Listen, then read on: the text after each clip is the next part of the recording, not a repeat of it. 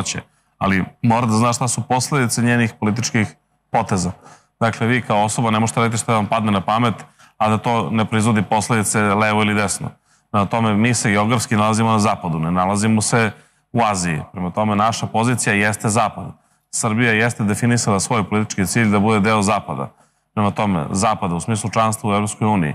U smislu, mi smo deo odnosa partnerstva za mir, dakle, takvog oblika saradnje sa NATO-om. To naš narod mora da zna, dakle, i to smo od početka 2000. godine pa do danas sve.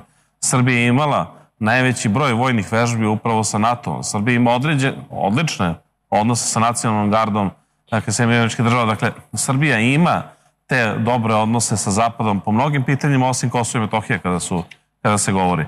I za nas je jako važno, kažem vam ponovo, naglašavam to stalno, mudra politika. Ona podrazumeva da znate ko ste, da znate gde ste i da znate šta hoćete i gde hoćete da dođete. Srbija ne može se izmesti u Aziju, ne može se izmesti u Kinu, ne može da ode u Indiju, ne može da ode u Moskvu. Srbija je tu gde je, pripada tu gde je i istorijski, kulturno i civilizacijski je deo